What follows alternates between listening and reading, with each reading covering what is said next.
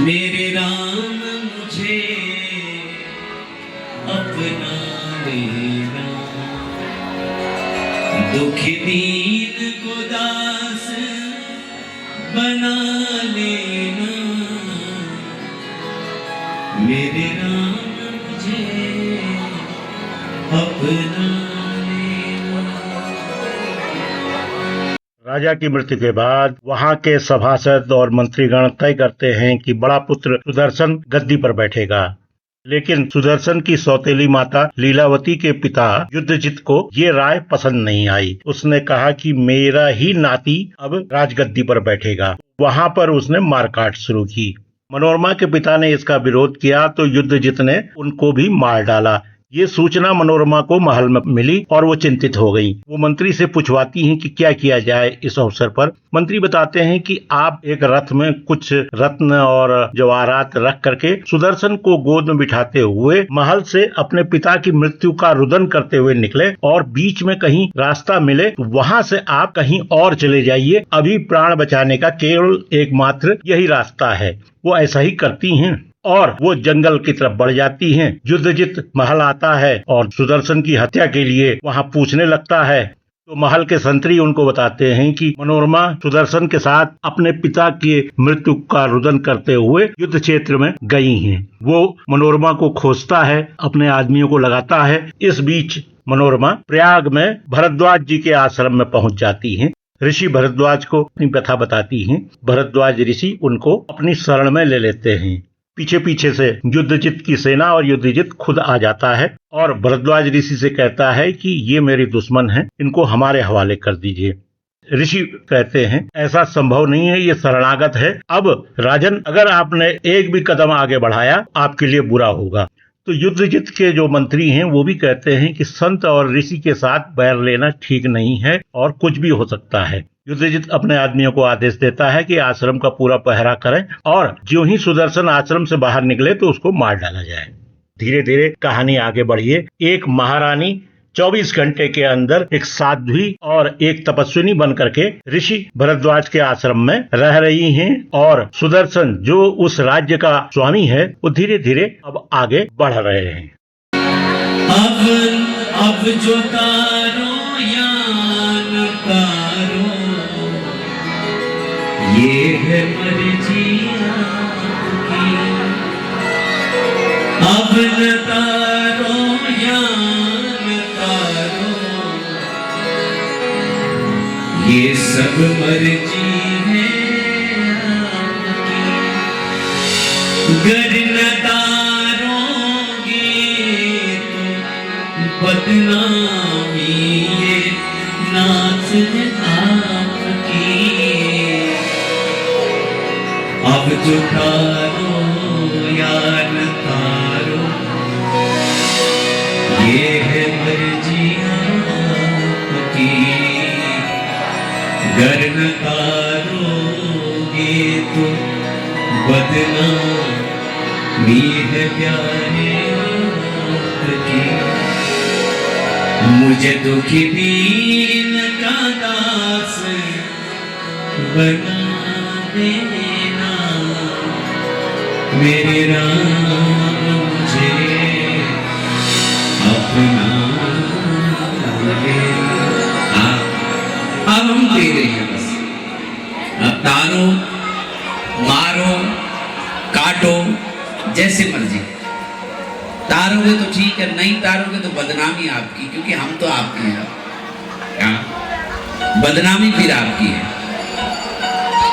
तो इसलिए भगवान के पुत्र बनकर के रहिए, आप पुत्रियां बनकर के रहिए, बच्चा बन जाइए, अबोध शिशु बन जाइए, तो भगवान कृपा जरूर करते हैं। जैसी सुदर्शन के मुख से क्लीन शब्द निकला तो मासूम से सुदर्शन पर भगवती मुग्ध हो गई महाराज। अब सुदर्शन धीरे धीरे बड़े हो रहे हैं, युवा हो रहे हैं। रात्रि में एक दिन सो रहे तो अर्धरात्रि का प्रहर मां स्वप्न में आ गई। मां इनके स्वप्न में आई कदाचित सोऽपि प्रत्यक्षं देवी रूपम ददर्शः। माँ ने स्वप्न में दर्शन दे दिया। और कैसी है माँ? बोले रक्तांबरम रक्तवर्णम रक्त सर्वांगभूषणम।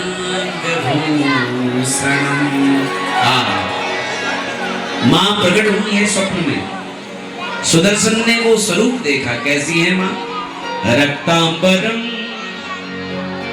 रक्तवर्णम रक्त सर्वांगभूषणम।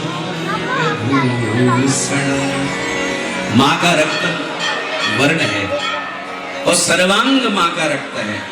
माँ के आभूषण भी रक्त है महाराज। सुदर्शन पर भगवती की कृपा हुई। माँ दिव्य शरीर धारण करके दिव्य सौंदर्य दिव्य कांति भगवती के चमचम चमक रहा है शरीर। करुणा से परिपूर्ण है माँ का श्री विग्रह। सुदर्शन ने माँ को मानसिक प्रणाम किया। माँ को प्रणाम किया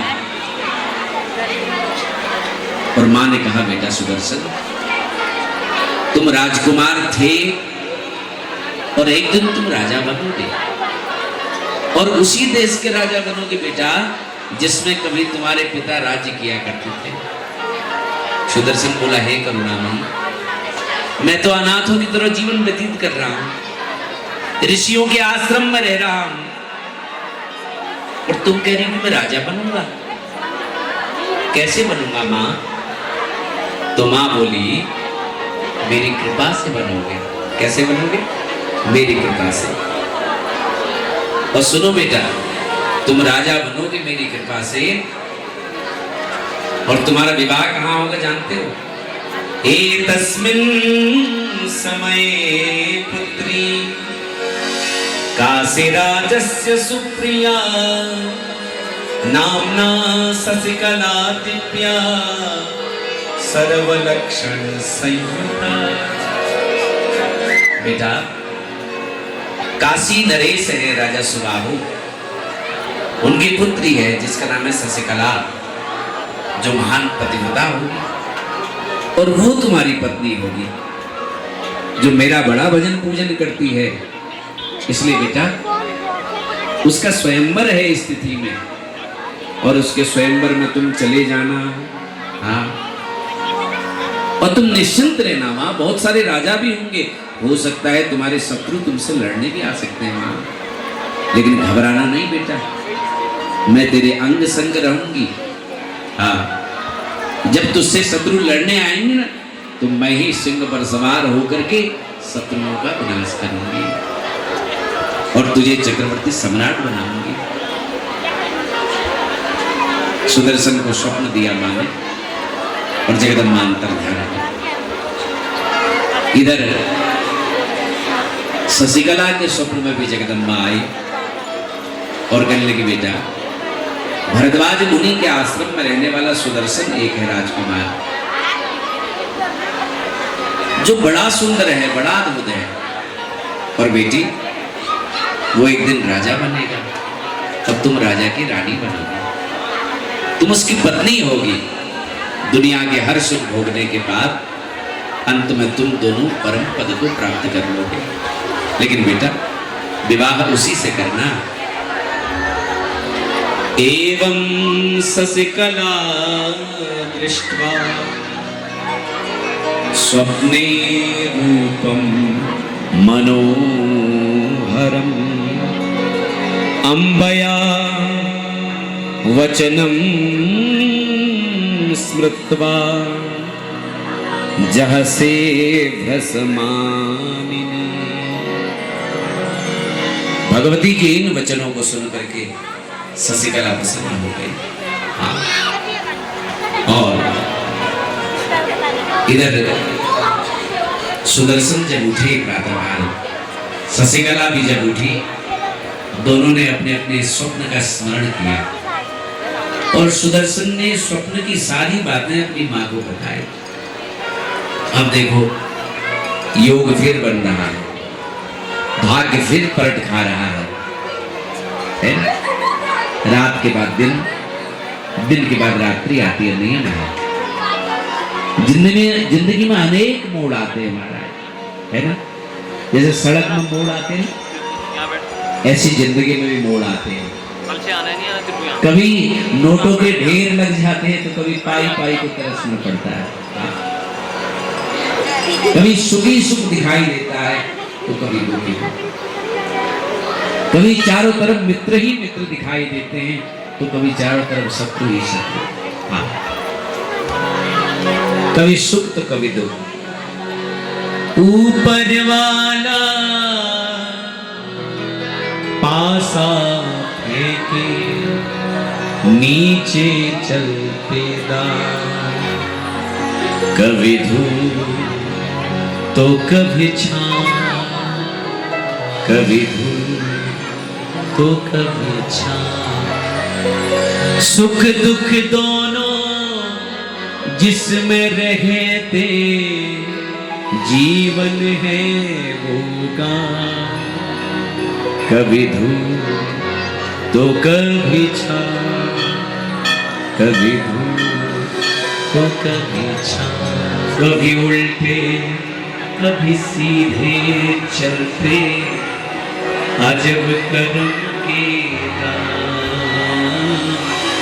कभी धूप तो कभी छाँव, कभी धूप तो कभी छाँव, कभी धूप तो कभी